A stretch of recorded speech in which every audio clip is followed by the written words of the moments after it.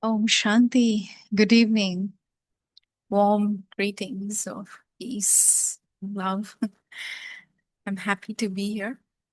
So, my dear friend Luis and Michelle, they both are not available. They had some other commitment. Usually, they are the ones who welcome you with their smile, with their presence. But today, it's my honor that I will welcome all of you. Welcome those on Zoom as well. And thank you for being here in person, those who are here in person. Mm. Thursday nights are sometimes I feel very auspicious nights because they help us to maneuver our intellect, our mind in a little bit of different direction than the mundane that you would otherwise be involved in, indulged in doing. So, my name is Tina. Lovingly, I'm also known as Sister Tina. And I am practicing Raj Yoga meditation for over 25 years now. It's a pleasure to walk on this path because every day you are discovering something about yourself. Every day you're refining your own inner strengths, if you will. And one of the things that I have realized after starting this journey of self transformation or this journey of practicing Raj Yoga meditation is that you really cannot change the external situations many a times, right? Maybe sometimes, but normally you can't change the situations outside. And definitely you cannot change other people, right? You can inspire them, you can encourage them, but it is not always possible to change others. What you can really do is you can actually work on yourself. You can change yourself. And it is that self transformation that can then help you to, inspire others. So when I was thinking that, what I really can change is myself in the sense, change in the sense I can actually become more strong. I can become more stable. I can become more, spiritually powerful so that I'm not affected by the external because the external is not in my control. What is in my control is actually my feelings, my thoughts, my actions, my words, right? But when we start practicing Raj Yoga meditation, it is at that time that you start to realize that, you know, this is what is in my control. And so let me focus my energy here, right? And only when you start to practice meditation, you also realize that we have access to these eight master spiritual powers that we talk about.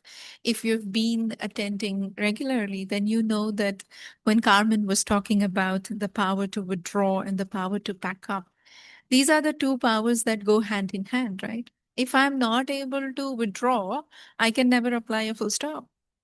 And if I don't apply a full stop, I cannot go beyond what is happening in my limited circle, right? And similarly, last week when Eric Bhai was speaking about the power to tolerate and accommodate, right? Will never be able to tolerate if I cannot accommodate.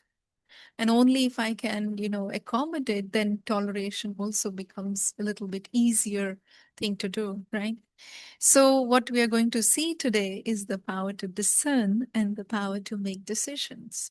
And they both go hand in hand. If I'm not able to discern right, then I will not be able to make right decisions. If I don't know what right decisions look like, then I'll never be able to discern what is good and what is not so good for me, right? So, to practice these two powers and to actually sharpen these skills, if you will, that is what this session is about. We'll explore some of the things that I have practiced and learned, and just will be sharing with all of you according to the teachings of the Brahma Kumaris. And in general, also, we know that when we start to practice meditation, we begin to develop an inner knowing or an inner ability to kind of discriminate between the subtleties, like what is right and what is not right. And it's also like saying in a way that I am recognizing what is good and what is not good, especially for me in the present, in the given situations that I am. Because sometimes what is right for me might not be right for you, or sometimes what is good for you might not be good for me, right? It is very much dependent on my situations, my conditions, my place where I am, what I am doing, right?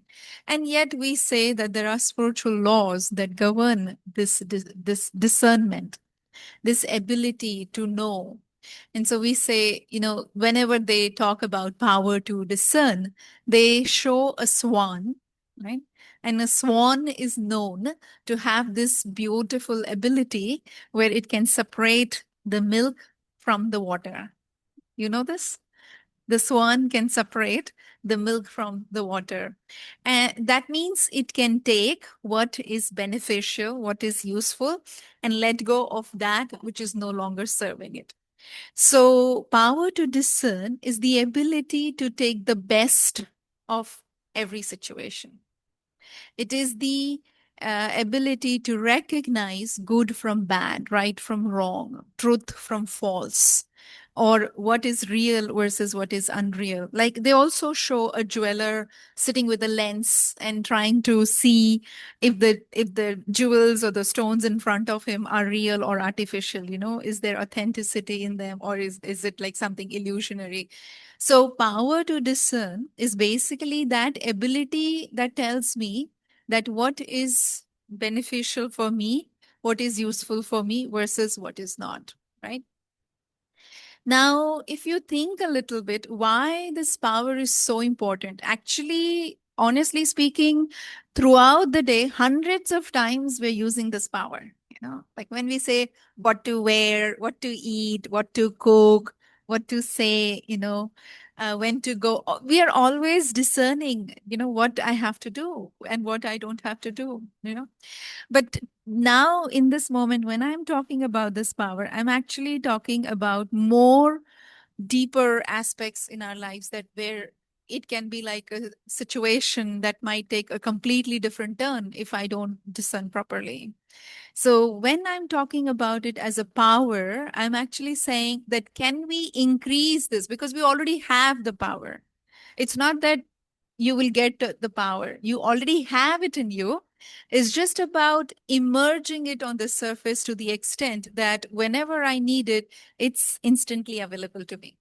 Sometimes we make discernments quickly, okay, I want to eat rice, let me cook rice. Okay, I want to eat flatbread, let me. So it's very easy, a quick discernment, right? But sometimes we have to mull over it or ponder upon it, just reflect for a few days, few hours, and then we discern that this is right for me or this is not right for me. And more this is happening today is because we are exposed to a lot of different schools of thoughts, right? There is a lot of different ideas floating around. There are a lot of different variety of choices that we have. There are so many advancements and developments in technology, in machinery, in things. So I don't know what to buy, what not to buy, what to get, what not to get, what to do, what not to do. Even for children, whether we should study science, whether we should study this, what to do, what is best for me because of this constant change. We are living in a world which is full of, sometimes I feel, fake news and conspiracies and constant trickery that is going on, and in a world of artificial intelligence where anything can emerge. And so it's like I really need to hone upon, sharpen this ability so that I am protecting myself. I'm able to perform actions that I actually want to. Because as a Raj Yoga practitioner, you also know that it is the ability to reclaim the self mastery, right? It's the ability to become a self sovereigner. Now, how do I become a self sovereigner if I'm not able to discern? And so, this is one reason that we really need to have a discerning awareness in everyday life, in every aspect of our life. Why every aspect of life? Because even like if you look at every area of your life, even for myself, I need to discern where is my character defect, or where is a little tweak I need to make in the way I talk or the way I interact or the way I come in contact. What can help me to be a little bit a better version of myself, right? I need to discern that. Honesty really frees, but sometimes you say, oh, I didn't do any mistake. I didn't do anything wrong. Well, why did this happen? So that then I need to really discern what is happening inside, what is happening in my world. That is for the self. But also when you interact with others, you need to discern from where they're coming, what they're trying to say, what they're asking of you. Because if you're not able to discern and you just help, you could be deceived. Yes or no?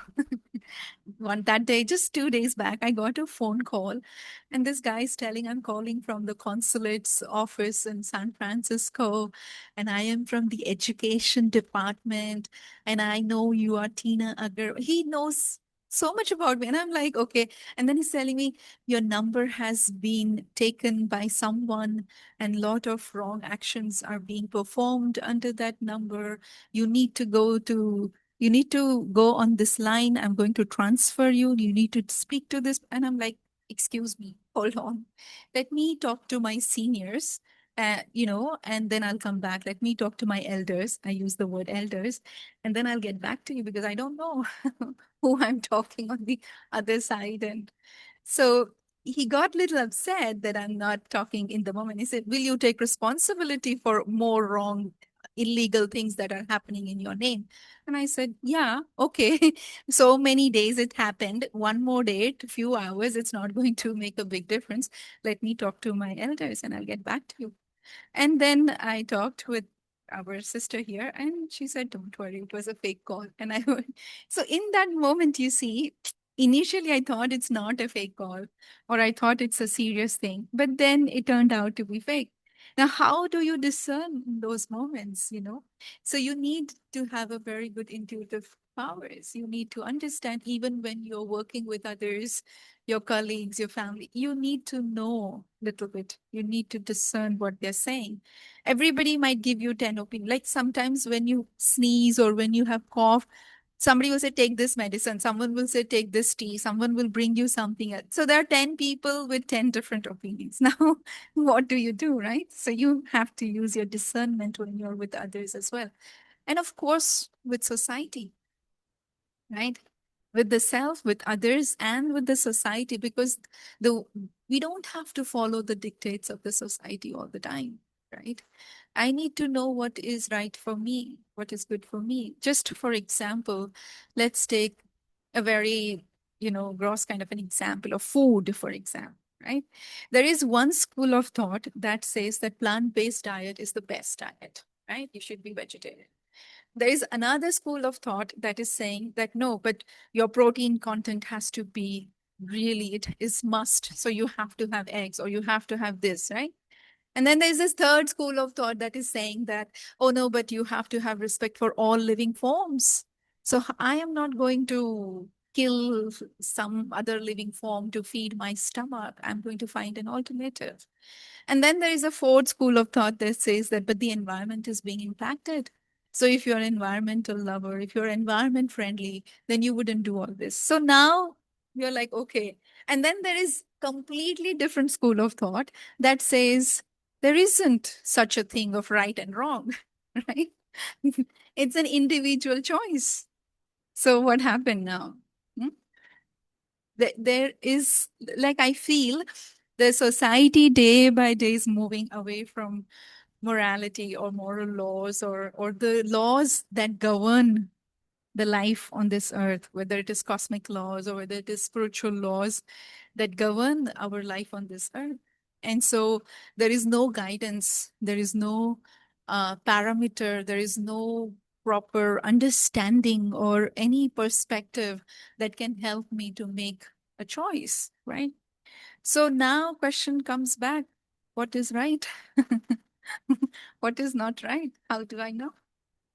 One of the things that we learn after practicing and learning a little bit of knowledge through the meditation course is that um, we are not able to discern for ourselves, mostly because of our thoughts, our feelings, and our perception. B is always clouded, and this cloudiness or this fogginess that is surrounded, this shadow that is there on our mind, on our intellect, on our heart, this shadow needs to be removed. It's the shadow of the negative energy or the dark energy, or you can call it the alternative energies that are not true to me, like the energy of anger or the energy of greed or the energy of ego, right? I was never like that to begin with. I was created in the image of God, they say, you know. So when I was created in the image of God, then how am I so colored and clouded by these energies? So knowing is one thing, but to really have power to discern, I have to be like, I have to do some work. I have to get rid of these clouds. I have to get rid of this, these shadows, you know, these dark energies. So one of the things that can really help is to have constantly the awareness of truth. And when I say you need to have the awareness of truth, I mean that I really need to truly know who am I. Just because I'm a woman, I cannot do something. Just because I am a educated, no, I cannot. That is not my true identity, right? Truly, who am I? If I work from that space, that I am an energy, I am a peaceful, powerful being, I'm child of God, then suddenly I can do anything, no, what I want. I become unstoppable. I can do my best, right? I need to have the awareness of the truth, means I need to know that truly who do I belong to. I don't belong to one particular person or one particular family or one particular culture or one particular country. This energy belongs to that supreme energy. I am creation of the supreme creator. When I have this awareness of truth, then truth begins to shine through me. I'm able to see what is truly worthwhile and what is truly not beneficial for me, you know. It empowers me from within. It doesn't stop me. Of course, when you are, you know, using your energy to move in a different direction, you need courage, because you're pioneering something. You're doing it for the first time. You're walking not so much as per the norms of the society or as per the dictates of the society. And so in my profession, I have been a research scientist. So I know this story of a woman who's Madame Curie or Dr. Curie, you might have heard her name, who has done a lot of research in the field of radioactive elements. And then, of course, the development of X-ray and all that. I'm not going to go into details of that. But what I want to say, she was the first woman who enters the hall and hundreds and thousands of men bow down to her. And she creates the history. Now, if she would have thought that, no, no, no, I am a woman and women have to be within the four walls and women can't do anything, they are never outside, she would never be able to be who she is, right? She had to go out of the norms of the society. She had to use her energy in a little bit different direction. So, what I'm trying to say is that once you realize the truth and you're in the awareness of the truth, then the second step that can help me is connecting, meditating, or connecting with the divine. Link of the soul with the supreme soul really allows me to absorb his light, his understanding, his truth. And when I connect myself with the supreme, then I actually give him permission, if you will, or allow God's influence to work upon me. No matter what, my creator would have the best perception. He would know my potential, he would know my strengths, he would know what's best for me. So when I connect with the divine, I'm actually telling him that, okay, let your light be upon me so that there is clarity, so that there is no confusion, so that there is no doubt, so that I understand, right? So when I'm connecting with the divine, I'm actually connecting with the ocean of clarity. He never gets confused. Have you ever seen or heard the divine is confused? The divine is doubting why he created this world. Have you ever heard such an expression? His ocean of purity never entertains any form of impurity. His ocean of knowledge. So he never gets trapped in any form of illusion whatsoever. So when I have that knowledge, when I have access to that purity, that clarity, suddenly my path becomes very clear. And I know exactly what I need to do. I'm not confused, right? No insecurities, no fear. So no wrong discernments. It really helps to have this connection with the divine and fill yourself with his light and light. And also, one thing that I feel helps is to diligently take a dignified pause whenever you see an external influence or an external temptation or an external attraction. Because sometimes you could see something very beautiful and you might want it. So your instant reaction is, I want it. But take a pause and just ask yourself, do I really need it? Do I really want it? And if the answer is still yes, then yeah, go for it. But if the answer is no, then you change your trajectory. Because it helps me from not getting pulled into those illusionary distractions, and it pulls me out, from my own reality. Sometimes it might be beautiful, but not essential. So when I take that dignified pause, then also it helps me to discern properly whether I should do it or not do it, whether I should, you know, think that this is right or not right, right? And sometimes I also feel that when new ideas are thrown at you or when new concepts emerge in your life, then you have to have courage to ask questions. Investigate, research, do your own little bit of finding and see, if it's real or if it's just, not real. What is it? Because one question that can really help me is to understand where my mind is being pulled, what are the different influences that are working on my mind. Because if I know the influences that are working on my mind, then I will be able to maneuver myself. Like, for example, I watch a TV show and I get to know, okay, it's okay to do this. And now I take a book and read it, and feel what I just saw is completely opposite in this book. It says you shouldn't do this. And then when I listen to a podcast or an interview, this person is saying it's fine. Like, so my thinking is now suddenly fluctuated, right? So where is stability? There is no stability. So one moment I will feel I should be vegan, and the other moment I feel, oh, it's okay to have milk, no problem.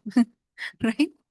So you do something for 10 days. It's good for me to do exercise. So you start running. And then you say, but it's not so helpful. It's forget it. I'll do something else. So you leave. Meaning you're not stable in your own choices that you're making, right?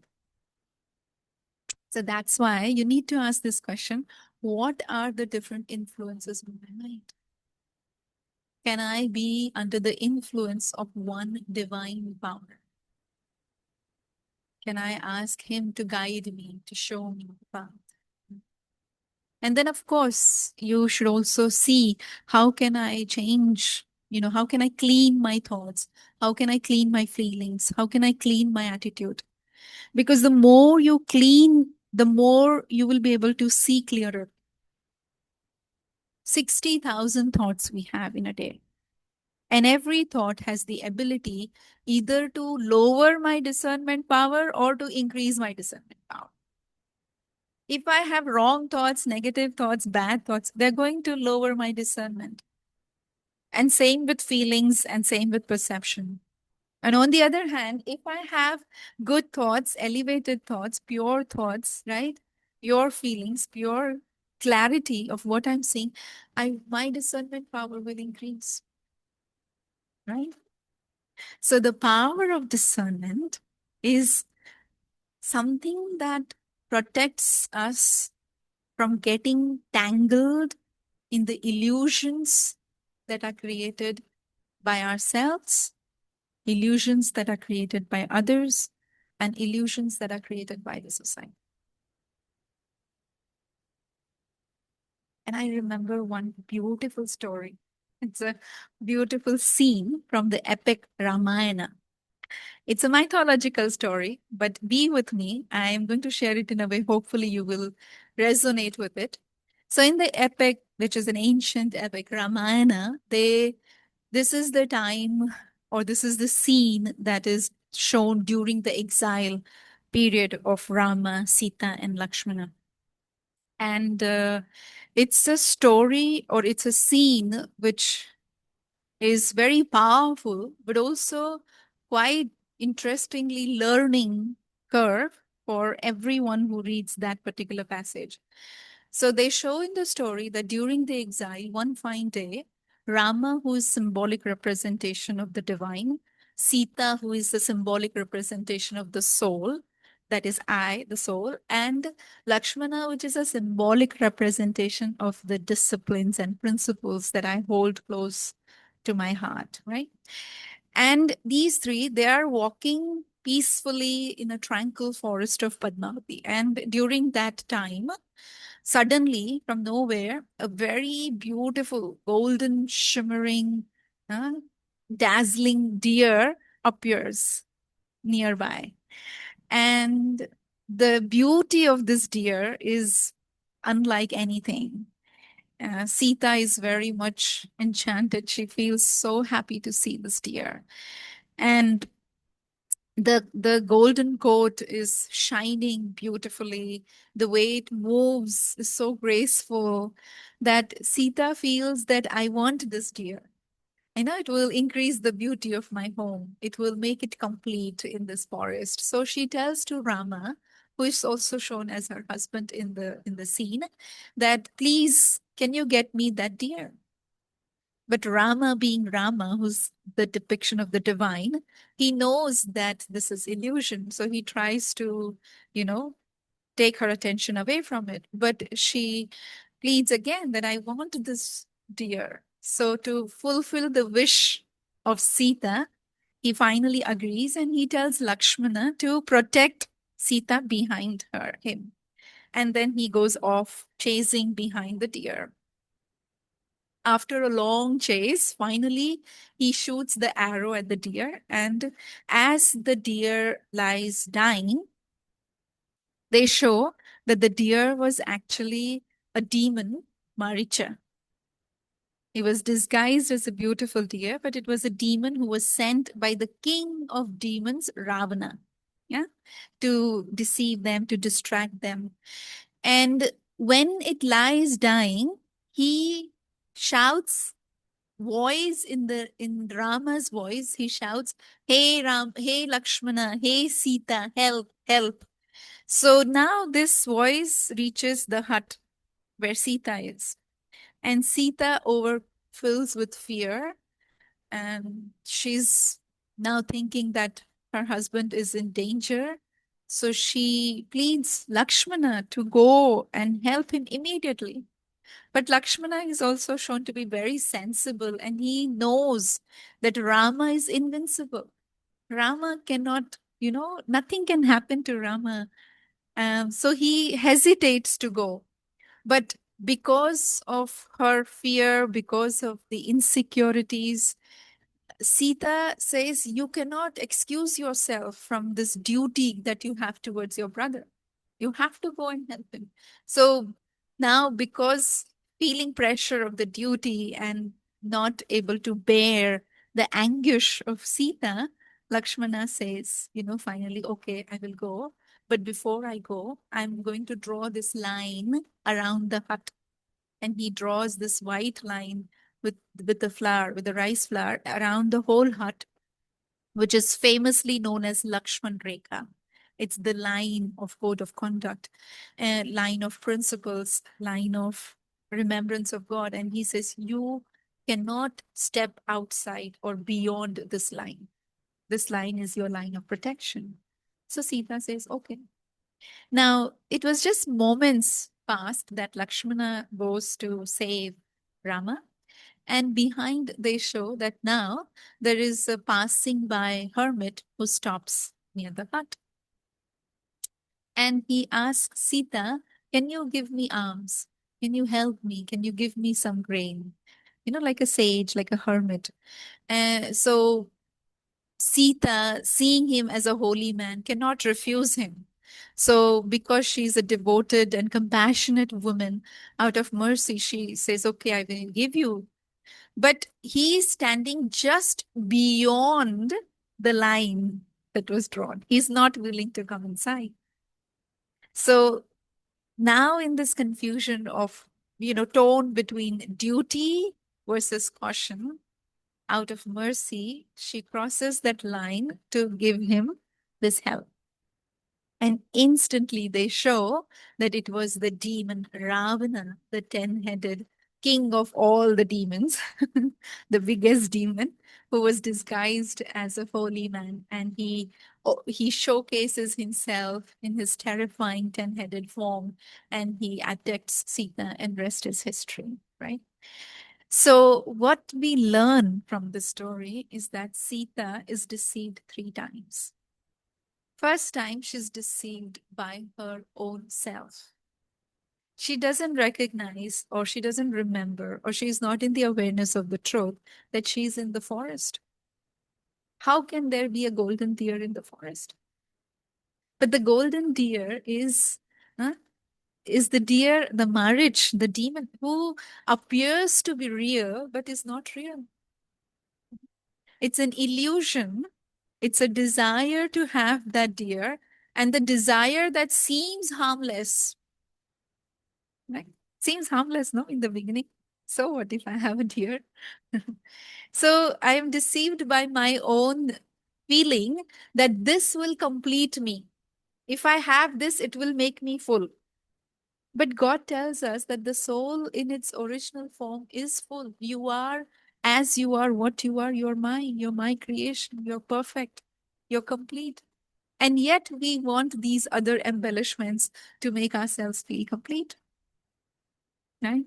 And the second time she's deceived by others, which is the marriage, which is the demon, then the voice, she couldn't recognize her husband's voice. Right? And she thought her husband is no powerful, but her husband was God. She forgot that the divine is my companion. If divine is my companion, can anything happen to the divine? Can anything happen to me? But we forget that. And because we forget or lose the awareness of the truth, we are deceived again. We are covered by fear, by insecurity, and doubt also disturbs the faith. I no longer have faith in my own companion that he can handle it. He can handle one deer. What is the big deal for Rama? So she's deceived. And then third deceivement is the deceivement from the society that if a holy man appears in front of you, then you have to help him.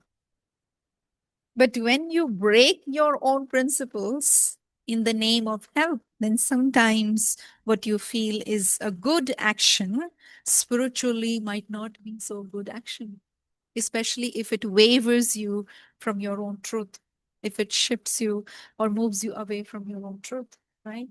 So Sister Moini always tells that a virtue without wisdom is no longer a virtue.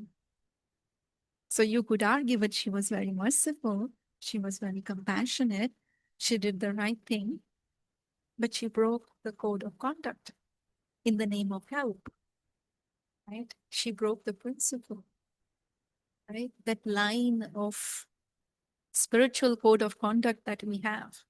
I have to protect that. And also, it means, it shows that ego will not always look bad. Ego can come in the form of kindness, ego can come in the form of mercy, right? Ego can come in the form of rightness, that this is right to do. But that can also be an ego.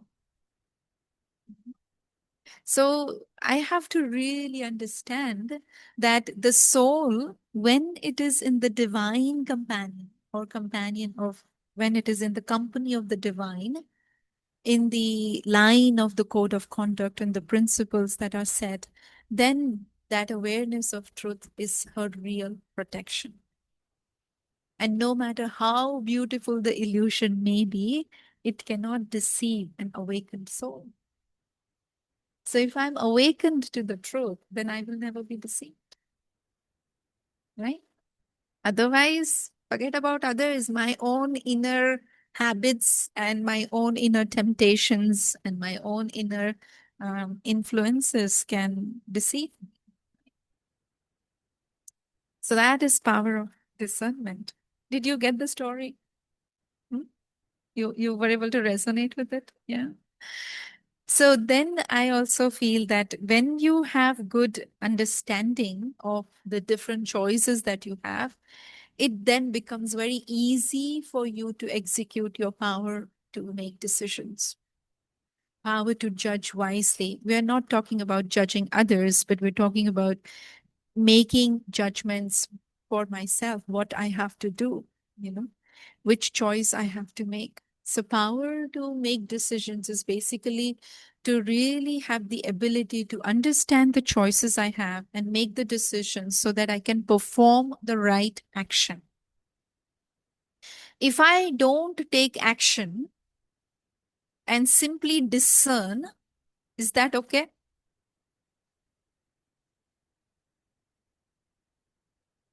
Huh? If I have discerned, but I don't decide, I don't take any action, is that okay? It's okay. What is the use? You will be circling in the same loop of that circle. You will be again and again getting confused why this is happening, why this is happening. But I did not take the action. So there will be no change. It will be the same thing that will happen again and again. It's like, for example, somebody wants to smoke or doesn't want to smoke. He's now at the stage where he's deciding. So he puts all the consequences of smoking and all the consequences of not smoking, right? And then finally, his discernment is that smoking is injurious to health. I should not smoke. But he did not make a decision. He did not say that I will not smoke from today. Is that discernment going to help? He will continue, no, smoking. Even though he knows what is right for him, if he does not make the decision, then he will continue to circle in the same loop of those confusing thoughts. Why this is happening? Why this is happening? But you didn't change anything. You did not put your discernment into action. And so, therefore, nothing changes. So, I have to stop, I have to understand, I have to decide, and I have to act. To act means I'm taking the responsibility, right? I'm willing to see what will happen. And yes, sometimes I might fall on my face, but it's okay. At least I want to try, right? Unless I try, how will I know? Unless I decide and I do it, I will not know. And so it's okay to make mistakes as long as I'm willing to learn from those mistakes, right? Otherwise, there is no growth, there is no change. Never there will be any change, right? So when we want to use the power to make decisions, they always show a scale. The olden ancient kind of scale where there is a rod and then there are chains and then there are two plates on two sides and there is a needle in the center. Have you seen that kind of scale? There's a needle in the center and that needle has to be in the center. Then you know that the both the scales are balanced. If that needle is deflected or moving, that means you have not weighed it accurately. It's not accurate. So for me to make a decision, I have to balance three things. So first is the balance between self and others. Whenever I'm making a decision, I have to see what will be the consequence of that decision on me versus what will be the consequence of that decision on my family or my loved ones or my community or whoever you're connected with. You cannot think only what will happen to me, forget about the others. I don't care about what will happen to my mom or what will happen to my son. I just care about myself. You can't do that. And vice versa also. I have to care only about my mother, so I can't leave her, I can't do this. And then you forget about your own growth. So both is imbalance, but the correct decision would be something that is going to benefit you and also be taken care for her. She will also be okay. So like that. The second balance is balance between long term and short term. So if I make a decision today, if I am taking any decision today, what is the impact of that decision on my life in next 10 days, let's say, for example, versus what will be the consequence of that decision 10 years down the line? See? So you can't think only, oh, temporary gratification, right? If I eat a piece of cake, I will be so happy. But then tomorrow my sugar will go up. Then what I will do, right? So you see, you can't look only for little bit and then forget about the big picture. You have to see both. Huh? And then the third balance is the balance of love and law. In the name of law, you cannot forget love. And in the name of love, you cannot be, disrespectful to law. Like a mother, when the mother sees a small child makes a mistake, then she wants to punish the child so that the child doesn't make the mistake again. But in the name of being lawful, if the mother forgets the component of love and beats the child to such an extent that it leaves the scar on his heart forever, is that okay? Huh? Or you have these juvenile prisons and the judge will give punishment, but the judge cannot give punishment that will spoil the entire life of the child, right? So you have to be lawful, but you also have to be very loving. But then if you love your child, then okay, let my child make whatever mistakes, it's okay. Today he stole something from the school classmate, it's okay. Today he said something wrong to someone, it's okay. Today he did it's okay. So in the name of love, you're not being lawful at all. That is also imbalance. So you have to have a balance of love and law, right? So our intellect is actually a very beautiful, tool that the soul has. And the more I make this intellect divine, the more I use this intellect in the right way, the more I understand the wisdom and the knowledge, the more I will be able to make right choices, right decisions, right actions will be performed, and I will live a very beautiful life. The fact is that when we were sent on this planet to live our life, God gave us very beautiful divine intellect and freedom to make choices. He said, go live your life. He didn't say how to live your life. How to live your life is my decision. And therefore, God cannot be responsible for my actions. Hmm? So if I do something wrong, I have to be fully responsible for those wrongdoings and therefore incur the consequences of those wrongdoings. But if I do something good, then also I am the one who's being benefited. Huh? So power of making decisions.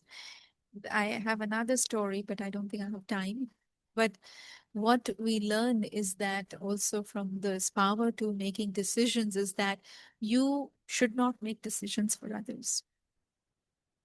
I should not make decision for you. Never. I can give advice, I can give suggestions, I can show you the truth, I can inspire you, I can encourage you, but the final decision should be yours because it is your life. You have to choose. So parents can make decisions for children. Is she? You're saying yes? Huh? No? What situation? No situation. Any situation. You cannot make decisions. Only until the age the child is 7 years old, we say the parents can make decisions.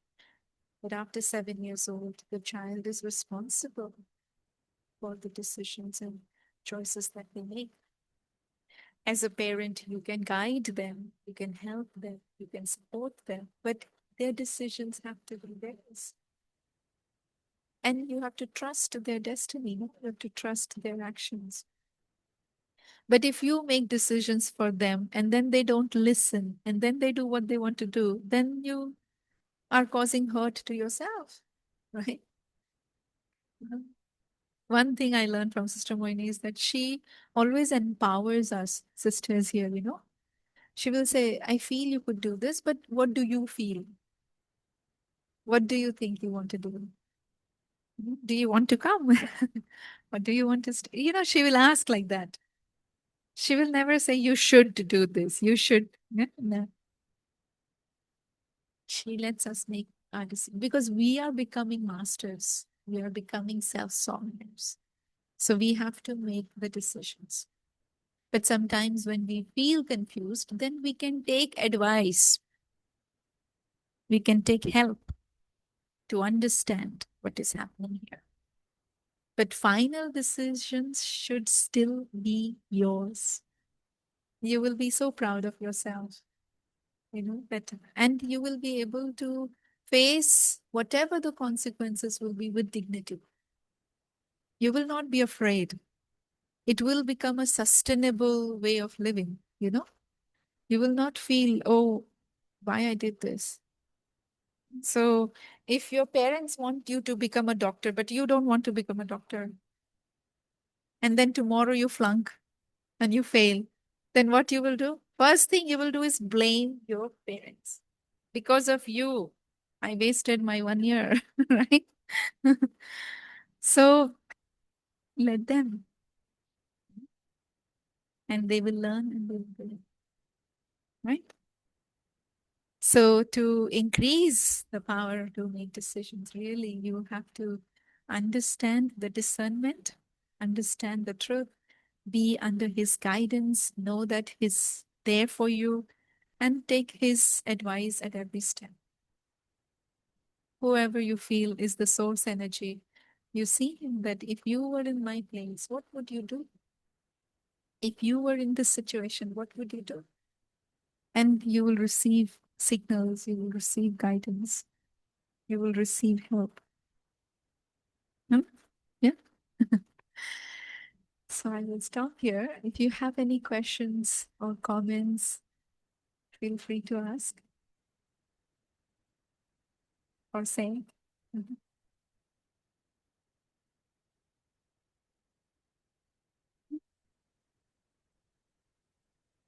Does that make does that make a little bit clearer? What is power to discern and power to decide?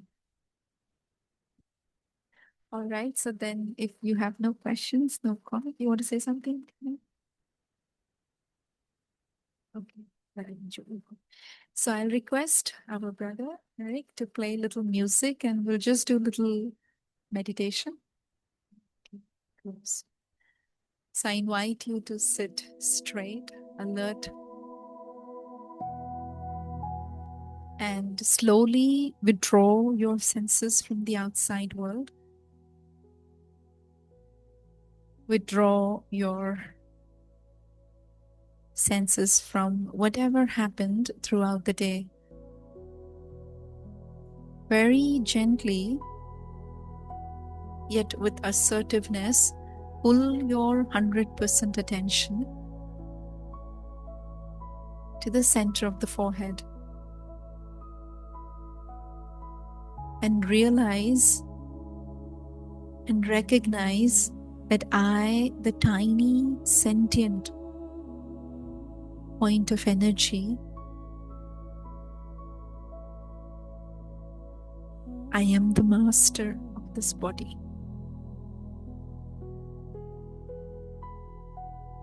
In this master consciousness,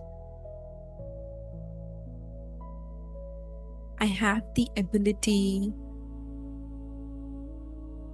to receive cooperation of my mind and intellect. In this master consciousness, I can direct my thoughts and make decisions that will help me to grow and move forward. So, taking this opportunity, I simply invoke the presence of the Divine, the Supreme Being. I see myself enveloped by His energy, His light.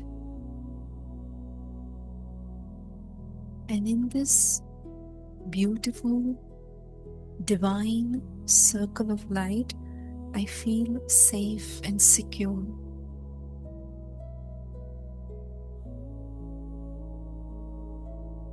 Feeling protected, I now open myself in front of Him. As I look at myself, I ask, what are the influences that cause instability,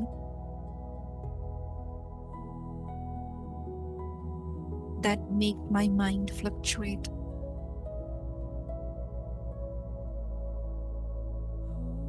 That make my feelings hurt?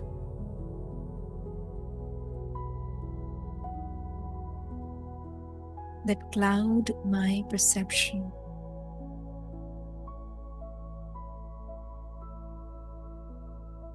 If I am able to recognize, then I also take the opportunity to release them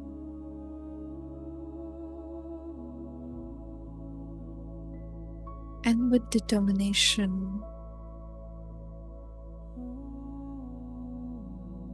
I invoke the influence of one supreme source energy.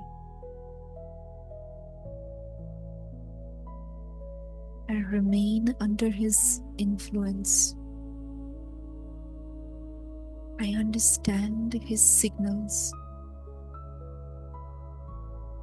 I stay in the line of remembrance of the Divine. I follow His elevated directions.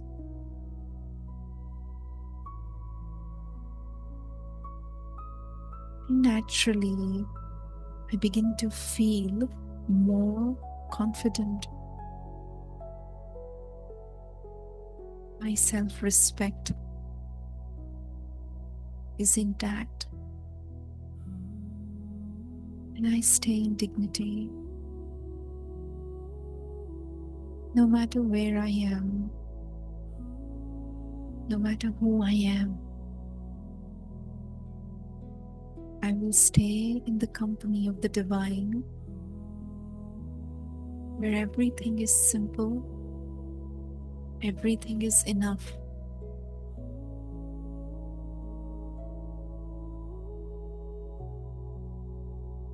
Only truth shines in my life.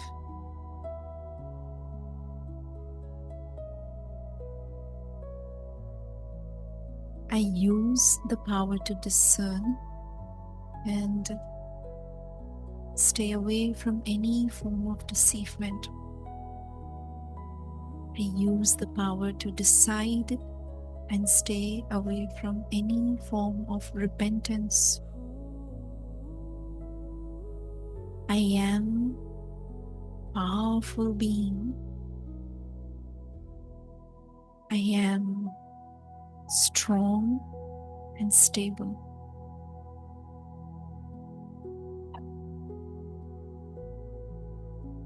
I trust my choices, and I only perform that which is righteous action.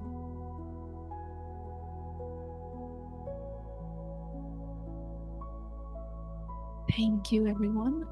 Om Shanti.